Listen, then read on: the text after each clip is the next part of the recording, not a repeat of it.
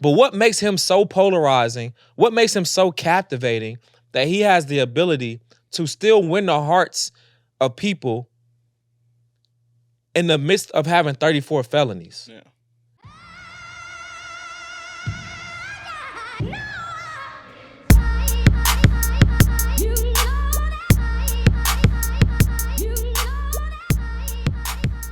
What up, what up, what up? We back.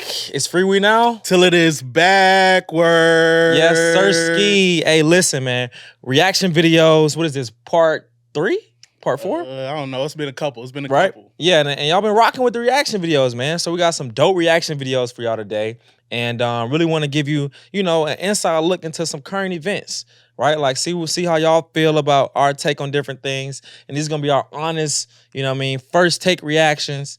It's not rehearsed. Nothing is written down. We just freestyling. We in the booth. We on 106 Park in the basement. You know what I'm saying? We're in the basement right now. What you got for the people, Keith? Hey, man. Honestly, I don't got a quote for y'all, but I got a little experience for y'all, man. Okay. I literally drove 3 hours up here, about to make a turnaround trip for another 3 hours, man. That's 6 hours, man, because I know what we're doing right now. This Freewenow podcast. Facts. There's something that has to be said. Facts. I believe in our gift more than I believe in anything, right? I got vision. I can see it, man. I'm telling y'all, whenever you got something you want, you go after it. Whether you tired, whether you hungry, whether you struggling, whether you failing, it don't matter what's going on in your life. You Facts. Go after your gifts because your purpose is the most important thing that you could ever give to this world. Facts. He said he got the vision like the line between two dots. Word to Weezy F, baby. Yes, sir, ski. All right, let's get into the first one. Start it off. The game is called substance. There's only one rule. All you have to do is talk. What's one thing you would say to a person who broke your heart? I never really that bad. I don't know. Nobody ever broke your heart? Not like to that, but I was hurt a little bit, but never like. What you mean to that level? I mean, it don't matter what level. Hurt is hurt, right?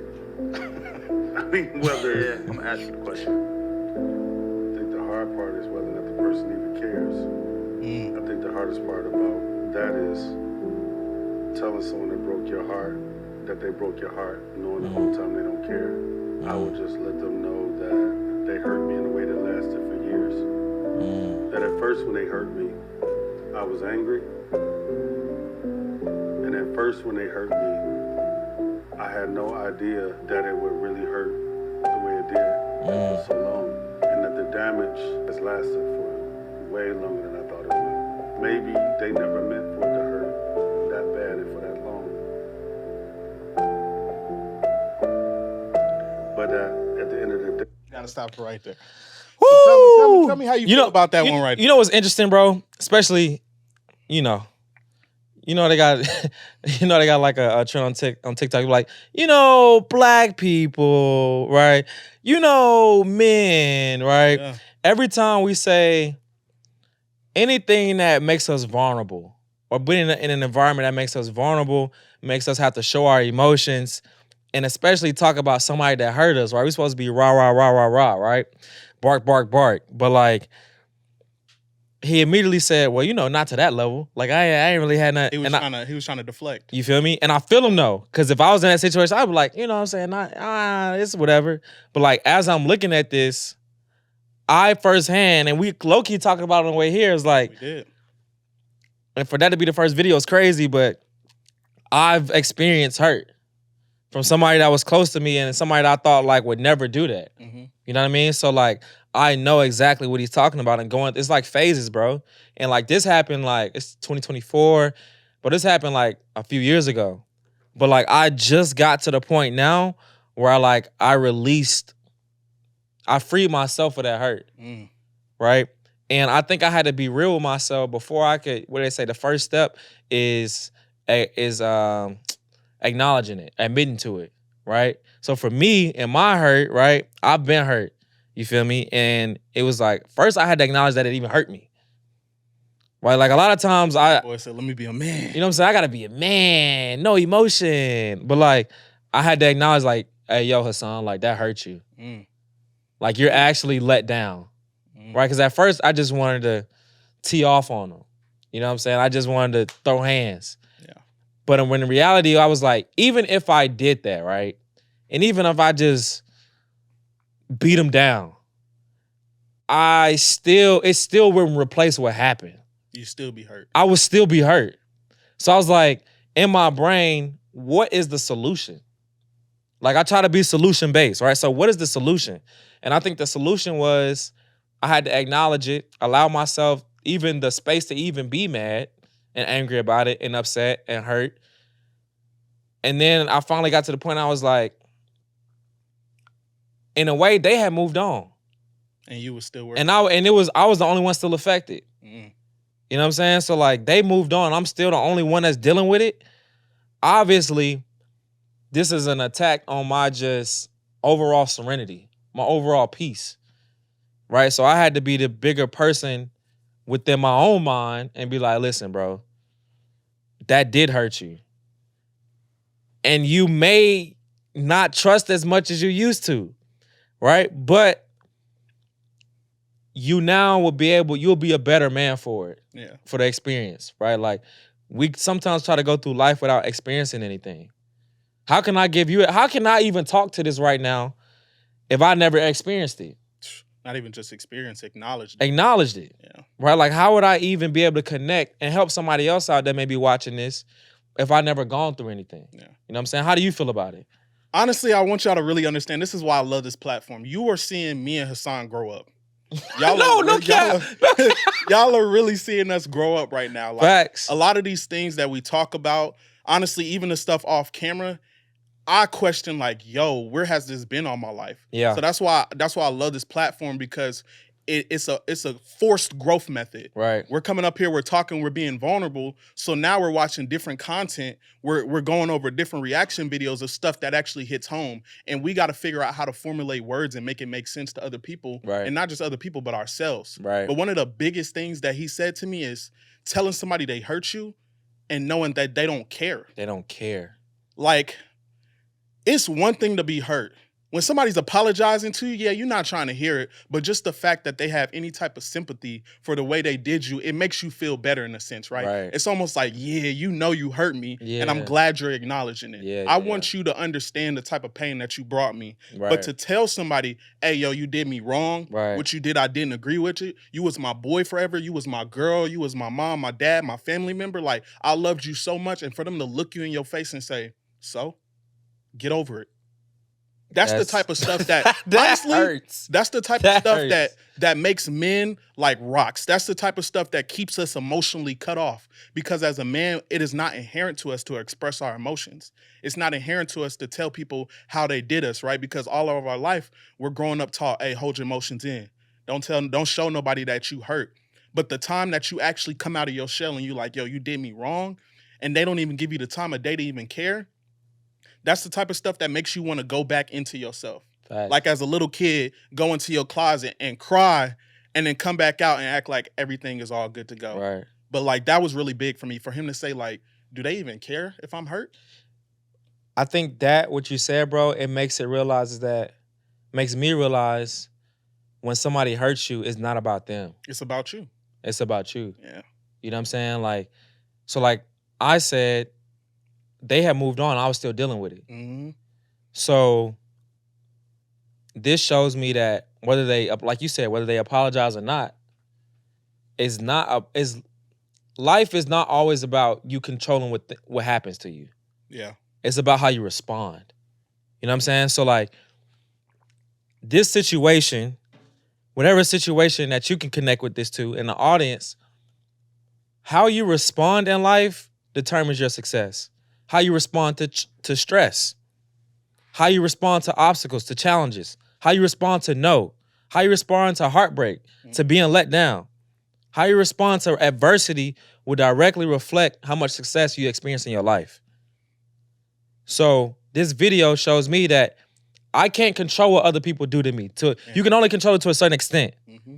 At some point, the only thing you can control is how you respond. How you react to it. You feel me? So like, your reactions are a direct representation of where you would go in life. Yeah. And another big takeaway is the lesson of admitting it to yourself, like he said, like having that having the courage to admit to yourself that something really hurts you. Right. Because it's so easy to put it deep down and to keep stacking things on top of it until it explodes. Right. And then the person you explode on probably is not even the person that really hurt you. Right. They getting the brunt of all the action. So this really shows you not to take a case and just throw it away. Don't make it a cold case. Don't make it the file stacked in the back. Don't Deal make it with a cold each case. situation as they come. Yeah. So that you grow from each situation and you deal with traumas, you deal with hurt, you deal with disappointment in a healthy way. Right. Everything that we go through is meant to make us grow. So learn to grow when the lessons come.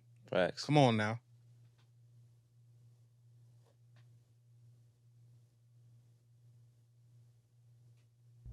Thank you for joining us here today. Your boy, it's your boy. Arraigned by a Manhattan grand jury on 34 felony counts. This case is an abomination. You know, it's obviously political. 7 years trying to come up with this case.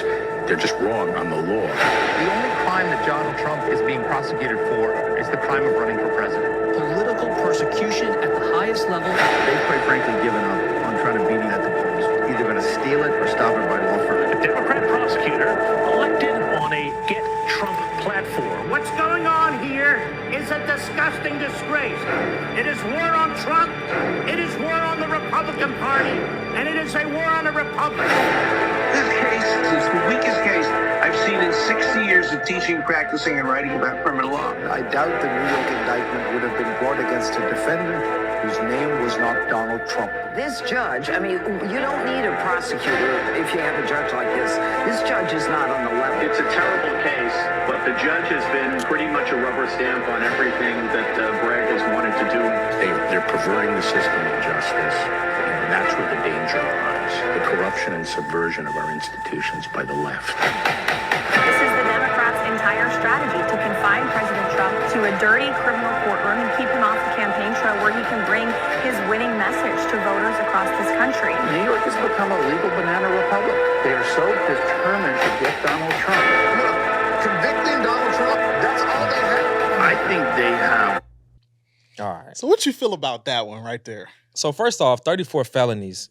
You're putting up mafia numbers. If that's me, they're putting me under the prison. You know what I'm saying? You'll be in the hole on your first day. You know what I'm saying? Like, that is mob boss like. That is, Bruh. I don't even think how many felonies did Pablo Escobar have? I don't know. 34, bro? 34 is insane. 34 is insane, bro. To even have the opportunity to even campaign your narrative of how the justice system is unfair. Even the opportunity for you to even have a promo video, a dang on highlight hoop mixtape ball is life video. Bro, that joint really low-key got me kind of hyped. You know what I'm saying? Like, I'm getting pumped up for you getting 34 felonies. That's ridiculous. You know what I'm saying? So like, bro, in states, bro, I know people right now to this day I can call on my phone, bro, that have felonies and they can't vote. To have 34 felonies and run for president is insane, bro. That is insane, bro. The fact that, bro, honestly, I feel like we're living in a movie. This is some like Netflix TV show, like satire. This is almost like, bro, Saturday Night Live. The documentary on this is gonna be crazy. Bro, crazy, bro. Crazy. Bro, we don't understand that we're living in unprecedented times. Yeah. Bro, if he's, and they say people are like, oh, well, he'll go on house arrest if he gets convicted. I mean, they sentence him. I'm like, bro, you're gonna be on house arrest in the White House? It's not real house arrest. Come on, bro. House arrest in the White House? Okay, right? So that's my first reaction, right? The second reaction is like, bro, what makes Donald Trump, this is just, rhetorical, but what makes him so polarizing, what makes him so captivating that he has the ability to still win the hearts of people in the midst of having 34 felonies? Yeah. How are you able to run a country, have the opportunity to still run a country, and you have 34 felonies, right? I'm like stuck in between. It's kind of like when you watch a movie, bro, and it's like, you watch this person for forever, and then it's like all of a sudden they turn him into the bad guy. Mm-hmm. So now they make you feel juxtaposed internally about how you should feel about him. Mm-hmm. Like, I don't know if I should be like, dang, that's greatness. because you overcame so many obstacles, overcoming some stuff, or I should be like pissed off, like how is that the case? But like my homies at the crib got felonies and they can't vote. Yeah, you know what this showed me? I never believed the sentiment that people used to say is that no publicity is bad publicity. Until watching this, like most people that will watch this, even me looking at this, like you're rooting for Donald Trump. You're like, whoa, 34 felonies and you're still running for president? It's almost like you want the underdog to win. Yeah, now you're overcoming this. Like you want him, it's a great story. So you want him to become president so that you can literally go to the store and be like, yo, he overcame 34 felonies. 34 felonies? 34 felonies.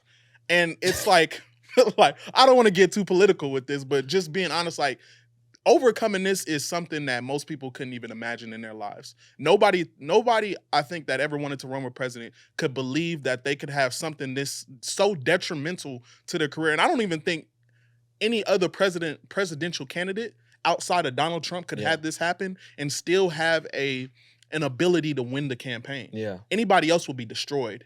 And I think it's because of his reactions to this. Like the first thing he came out, he said on the mic, they're taking over the Constitution. This is a stat case. They wanted me this. They're trying to stop me from doing this. Like he met it head on.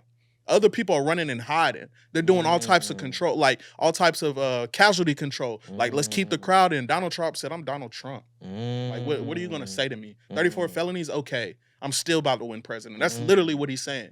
So to have that type of conviction, that type of confidence to go through this type of thing, and it's on a grand scale, is insane. Bro, there's something about Donald Trump. Let's keep it a buck, bro. You don't have to like him and his views and values, but his confidence can be attractive, though. Yeah. You know what I'm saying? Like, the confidence he has in the midst of adversity, it breeds attraction, bro. Like, you can say whatever you want to say, but, like, people are watching you. Like you said, there's no such thing as good or bad pub. Pub is pub. You feel me? So, like, as long as they talking about you, as long as you're staying relevant, you know what I mean? Like, you are in the forefront of people's minds, bro. Yeah. Like you said, bro, he met this head on and he's leaning into it. And this is the next thing, bro. So like the Drake and Kendrick beef, right? I'm gonna switch gears real fast. I feel like what Drake should do is lean into it. So like the BBL Drizzy beat, right? He definitely leaned into it. He rapped over it. On that Sexy Red album. You know what I'm saying? So sometimes you have to, take what everybody's throwing at you and lean into it. It's like the 8 Mile play. Yeah. He told him everything he was going to say about him. Tell me what you're going to say about me. Tell me something they don't know about me. Yeah. You did screw my girl. Cheddar Bob did shoot himself in the leg. Yeah, you know what I'm saying? White trash. And I am white trash. You know what I'm saying? You went to Cranbrook. That's a private school. Nobody can hurt you if you make fun of the jokes that they making fun of. You know what I'm saying? So like, there's, in every crisis, right? You can take advantage of every crisis, right? You know, Warren Buffett, a great investor, they say buy when there's blood in the streets, right? So like you can always take nuggets and lessons out of a crisis, bro, and out of turmoil and out of chaos. And what I'm taking from, bro, is like, don't run from your problems. Lean into them. If they saying this about you, lean into it. Embrace that, right? Like nobody's perfect. Right? And have confidence, because that confidence is attractive, bro. It is. It reminds me of this one thing I heard, and it talked about buffaloes. They were like, when a storm come, buffaloes run straight to the storm, and they run through it because they know once they get through the storm, they'll be on the other side. Right. But all the other animals try to run away from it, and they tire themselves out. So when the storm gets to them, they don't have the energy to deal with it. So just take that into your lives, bro. When something's going wrong, because honestly, when you're going after something, like we said, intention, distraction follows. When you're going out after something, a lot of things are going to start going wrong in your life. Right. You're going to start losing a lot of people. People are going to start doubting you. And the only thing they waiting for is for you to get through that storm so that they can tell you, oh, I knew you could do it. I knew you could do it. But you got to believe that in yourself to even get on the other side. Right. No, that's real. 34 is crazy, though. Yeah. If somebody say, nigga, if I step to your face and tell you your dead homie in your face, you gonna tell me, oh, those are nothing but words. Yeah, I'm gonna tell you. Hell no, those are fighting words. I'm gonna tell you, hey, listen, I'm gonna tell you a goddamn lie. What I'm gonna fight you for, and I got to go home to my kids. I'm gonna fight you for, nigga, and I make damn near $10,000 a week, and that can stop. What I'm gonna fight you? My homies is dead. Your words don't hurt me. Fuck your mama, nigga. Fuck. You don't know now, nigga. Matter of fact, I ain't even got no dead homies, nigga. I'm 45 years old. I ain't got no dead homies. How that's gonna hurt me? I'm a grown goddamn man. Don't no words affect me, boy. Words affect your mama, son. Words don't affect no man. Words affect boys and women, nigga. I'm a goddamn man who a woman listen to when I talk. Fuck words gonna move me for, man. That right there, hold on. Let me get myself. That right somebody say that right there is very tough. And a lot of times people miss what Charleston White has to say just because of his aura, the way he presents things. But when you have a real message to speak, when you have a real message to say, you don't got time to worry about how you present it. You get it out there. And you get it out there as raw and rugged as you possibly can. What he said is words don't affect no man. That affect women and kids. As a leader, as a man, as an individual who's supposed to be the head of the house, who's supposed to be the head of the movement, that's supposed to be the head of the empire, how could you let somebody say something to you and you throw it all away? You destroy it. You know what? He said, F my dead homies.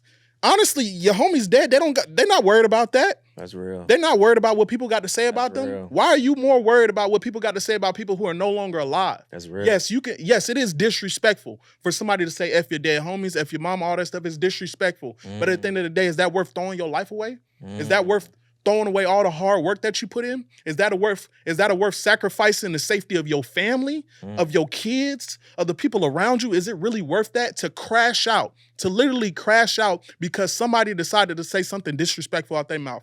If they don't put no hands on you, bro, there is no reason that you should let that bother you. You are a man and you have to understand what comes with being a man, what comes with being a successful man, what comes with even waking up every day, putting your shoes on, putting your pants on and going to work. Somebody always gonna have something to say about you. Somebody always looking to take you off the pedestal because they see that you are obtaining something that they don't have the courage to go after. So the only way they can bring you down is to bring you towards their level. So you know what? I'm gonna get Hassan out his mojo. F you, Hassan. You not doing this, you not doing that. Honestly, we can run it right now. And Hassan crash out and he get caught. Now, everything he done put work in was destroyed because somebody decided to say a minuscule word that don't mean nothing. That don't bring no real pain to your life.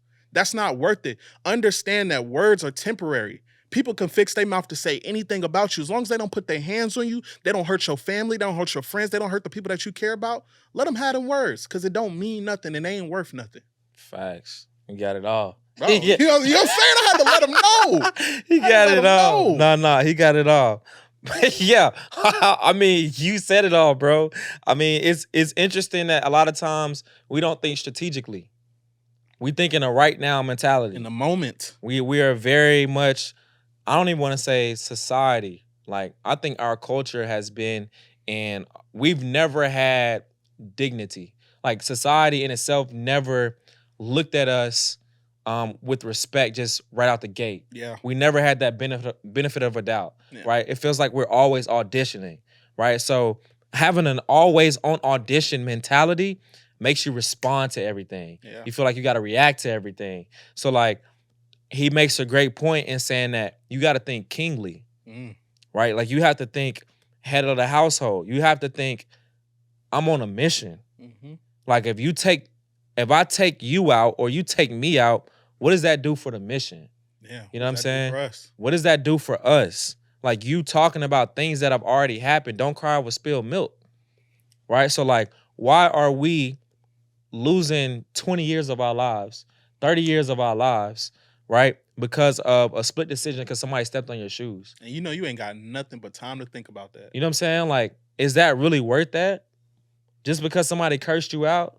Is that really worth that? Somebody cut you off in traffic and now you got road rage and now you go kill somebody. Yeah. Is that worth that? You know what I'm saying? You're going to up the tool on them because they talked about, is that really worth that?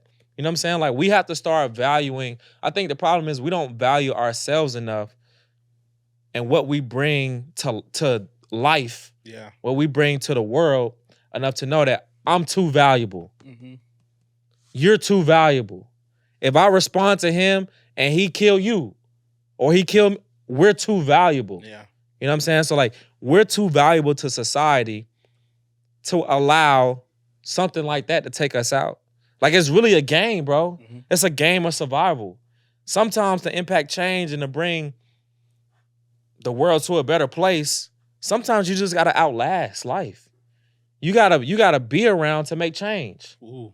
You know what I'm saying? Like you're great. They say in football, especially, and in professional sports, your greatest ability is your availability. You know what I'm saying? Your greatest ability is your availability. It's a bar. So you can't provide generational wealth if you ain't here for at least a generation. You can't provide generational wealth if you ain't even had a time to put into what takes to become a generational wealth provider. Yeah. You feel me? So like, not to beat a dead horse, but Keith said it all. And we got to think that, bro, we too valuable. I'm too valuable. I got one more point to make on that, because that you saying you too valuable really hit something.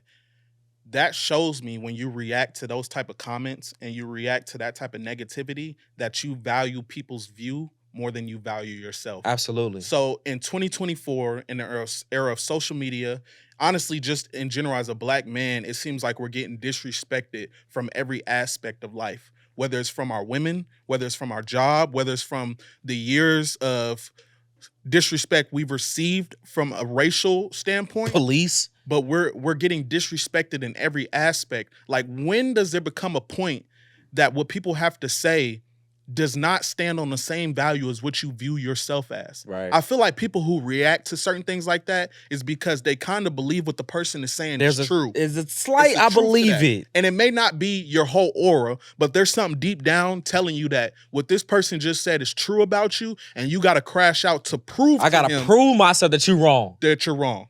You know what I'm saying? Like, I'm trying to prove to myself, if I beat this man, if I kill this person, if I crash out and really show people I'm that guy, this makes what he said about me and what I believe about me not true. Right.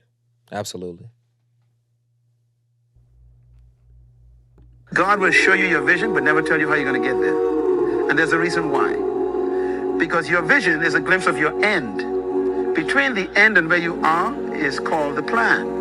The plan is the process that takes you to your destination. God will tell you your end, like he showed Joseph. He showed Joseph the throne. He's sitting on the throne, ruling, feeding his brothers. That's the end. God showed you your end. He showed each one of you your end. Everybody got a dream. But he never tells you the plan. Why? Because if he ever told you the plan, you would tell him, forget the destination. Because the plan is to prepare you for the destination. So he takes you through all these different changes to develop you.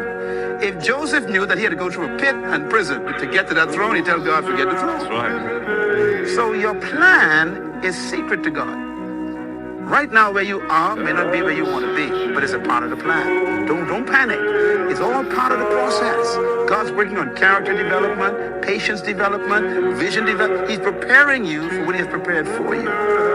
And so you need to appreciate that even your mistakes, he says, he'll conform them to fulfill the purpose. So if you went off course, if you made a mistake, you got pregnant or wedlock, or you maybe backslid, or maybe you never knew the Lord, you did maybe on drugs or in prison, whatever. God's good news is he's going to use all those mistakes and conform them back in to take you to your destination.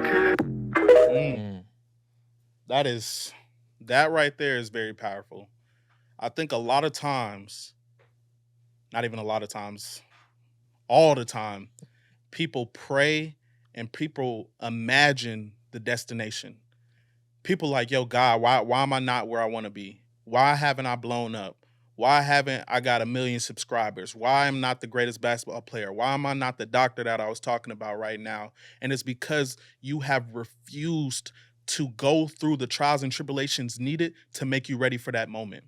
Everybody wants to play in the game. Everybody wants to make the big shot, but you don't understand that you got to miss 1,000, 100,000, 1 million, 1 billion shots in practice first before you are ready for game time. We are so focused on the end goal that we ignore that there's an in-between. We ignore that there's a development stage. As I told Hassan in the previous podcast, if God gave us $100 million right now, I'm telling you right now, we'll F it off. I would blow that $100 million, and I would look at the end of it and be like, yo, God, hold on. God, that's not what you promised me. Right. God, that's not what you told me. You told me I had this $100 million forever. Right. But he said, hey, my son, I gave you exactly what you asked for. Right. But what you didn't understand is that you were not ready for that right now. But I wanted to show you what you would do with that end goal and that destination, which is why I will not give you what you need right now, or why I will not give you what you want right now. Right. We are so busy trying to do God's work. We are so busy trying to put our hand in the pot, mix all the flavors together, tell the chef how to do his cooking, that we forget that we're not even on that level yet. Right. We forget that we don't have the capability to appreciate the things that are being given to us. And a lot of people hate the struggle. They hate the grind. They hate the plan. They feel like if I don't wake up every day and really want to do this, then this is not for me. If I'm not excited to get up and do this, then this is not for me. If I have to go out of my way to do this, then this is not for me. But you don't understand. You got to do it when you hate doing it. You got to do it when you love doing it. You got to do it when you're winning. You got to do it when you're losing. You have to do it in every single moment. You have to be so intentional, hyper intentional about the little moments so that when the big plan comes together, you are ready for it. You are ready to give the gift to the world that God has instilled in you. And he understands a lot of times when we're praying and we're asking and we're telling everybody we should be there. If I was there, it would be easy. Right. That we haven't done any of the groundwork. Our foundation is so cracked. Our foundation is so corroded. Our foundation has no real basis. It's made of paper mache and not concrete. You know what I'm saying? We built a foundation on the side of a mountain that's about to have a mudslide, that you couldn't handle the weight that I'm about to put on your shoulders. Right. I mean, easy come, easy go. Mm. You know what I mean? What are the best meals? The best meals are the meals that took time. You know what I mean? The fast food is worse for your body. Look at what it do to you. Look at what it does to you, bro. It's poison, right? So people like, even me, bro, like sometimes I'm like, what's the viral thing? I want to go viral. I'm trying to go viral. I want to do what everybody else doing so I can get right. I need that viral moment yesterday. But like, as quick as you can go viral is as quick as you can go extinct. You know what I mean? Say that one more time. As quick as you can go viral, as quick as you can go extinct. Whew. So like, that's a bar. Don't try to, and I'm talking to myself right now, right? Like, don't try to compare success to timeline, right? Don't think that if I haven't had it yet or it hasn't happened for me yet, then I'm not gonna get it, right? In the Bible, it mentioned, comparing what is the kingdom of God like, right? And God was like, it's like a business. Imagine you have a boss go into a town, right? And there's 3 people. You give one 5 talents, one 2 talents, and then one talent. He said, I gave them all talents according to their ability, right? So if you want more, you have to become more, right? If you want more talents, you have to become a person that's able to handle more talents, right? So every day, you think Michael Jordan just woke up and became Michael Jordan? You think Kobe, rest in peace, Kane, just woke up and became Kobe? Right? You think AI just woke up and became AI? Right? Like, you have to put in the work, bro. Like, you can't expect. Everybody has a story. You look at every successful person, I don't care who it is, they all have a story, right? Nobody just trips over success in the parking lot. I was like, okay, well, here's success. I got it now. Woo! I wasn't even looking for it. I tripped. Like, everything in your life, bro, everything that you go through, everybody that has become something great, they've gone through things, right? You take anybody that's successful in any category, science, engineering, entertainment, right? Film, podcasting, right? Professional sports, acting, modeling, whatever, right? It takes time, right? So appreciate that process, and use the vision as the motivation to create discipline, all right? Use the vision as motivation to create discipline. So like, when I don't want to wake up this morning, right? I'm going to use the vision of who I see God told me to be to create me the motivation to get up on a daily basis. So now I have the discipline to get up on a daily basis. Now my vision is creating discipline in my life, right? So use that vision, right? Still believe in that vision, but understand you got to create discipline. You got to become more able, so God will give you more talents. That reminds me of what they said when Gucci Mane went to prison. He gave his girl Keisha, right? I think it's her name, $1 million. Right. When he got out, she gave him, I think, like 6. Right. You know what I'm saying? I don't even think he told her the end goal. He was like, hey, just hold this for me. Right. She took that plan, or she took her vision and 10 times it. Made it better, made it bigger. She didn't sit here and keep asking Gucci Man for more and more money. Like, hey, your $1 million you gave me, I just effed it off. Right. And I get a couple extra dollars. She said, no, I got this talent. I got this vision. I got this dream. I got this goal. Let me give it back to you. I bet Gucci ain't never leaving her. Right. How could you? Come on now. You see somebody hold you down like that, you give them $1 million while you locked up and gone away, and you come back and you got more than what you left with? Right. That right there, hey, yo, that's the true testament to a woman. Nah, facts. Give your man more.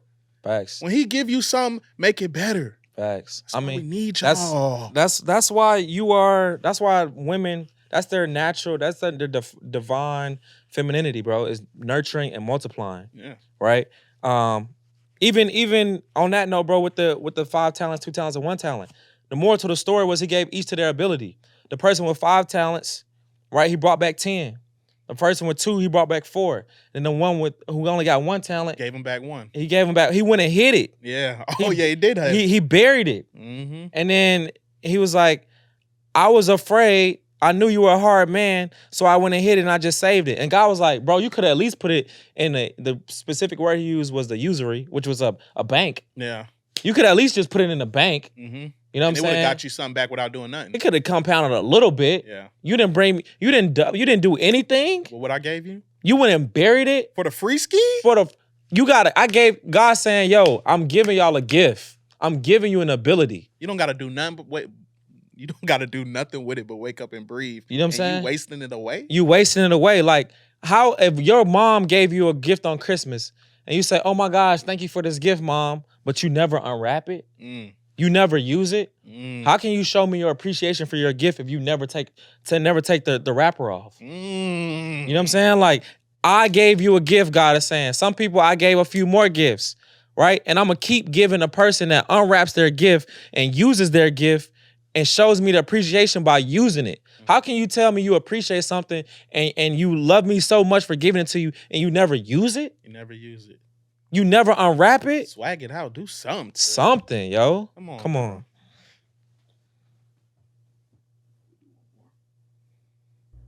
Read something the other day. It said, the key to happiness is letting a situation be what it is instead of what you think it should be. That's good. And if you free yourself of the expectation of someone should have reacted the way I would have reacted, or they should have done it this way, if you free yourself of that expectation, you free yourself of anxiety, you free yourself of rejection, you free yourself of just having any type of weight that shouldn't really belong to you in the first place, because you understand that everyone receives information different, they emote information different, and that we all have different backgrounds and circumstances. So I may look at a math equation, and you may look at that same equation, and we get 2 different answers. Right. Because you have your own life experiences and mindset, and I have my own life experiences and mindset. And if I take the expectation of why did Amber see this way? Well, really, you should be asking, well, why didn't you see it Amber's way? Right.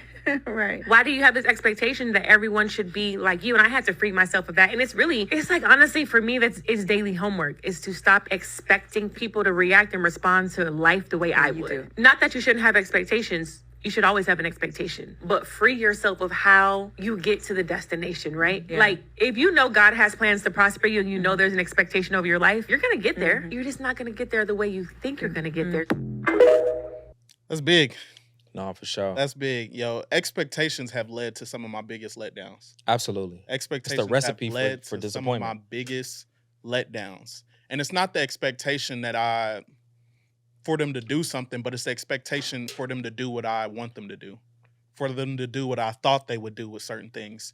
And now I'm going back and I'm blaming them for like, yo, why didn't you come up with the same exact vision that I have?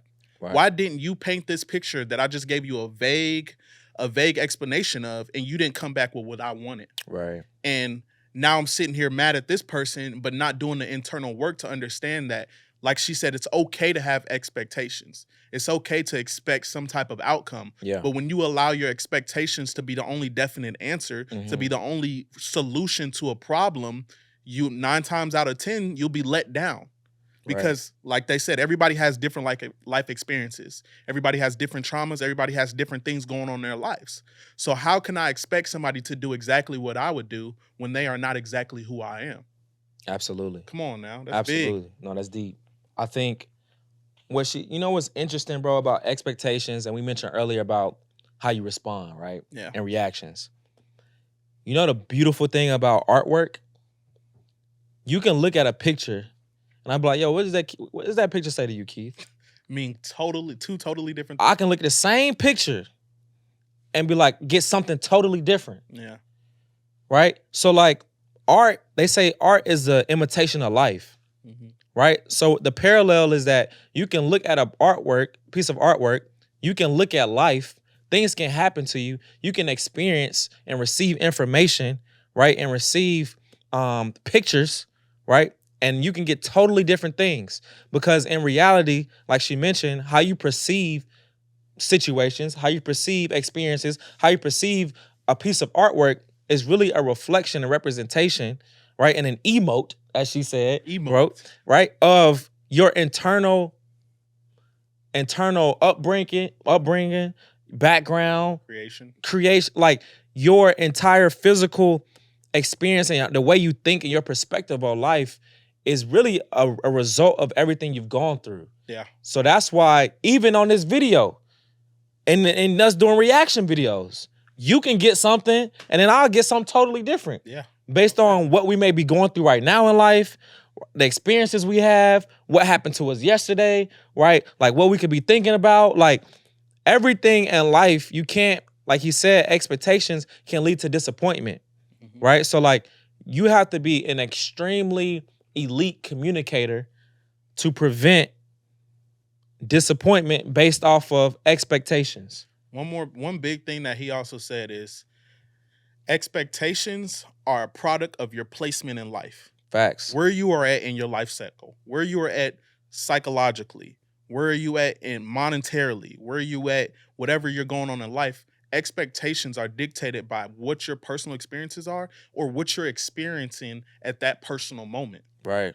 So it's crazy that it can all come full circle and that means something. And one shout I gotta give because I love Black women talking about very important topics. Let me shout out them right now because they was definitely talking that talk. For And I love my Black women talking about that good stuff. No, absolutely, man. No, this was a dope one. I think very good energy on this. No, for sure. Yeah. And you know what's interesting? And this is, we're going to just pod for a real quick second. Pod, get it you know all. What I'm saying? It's interesting, bro. I can feel us getting better. Yes, I do.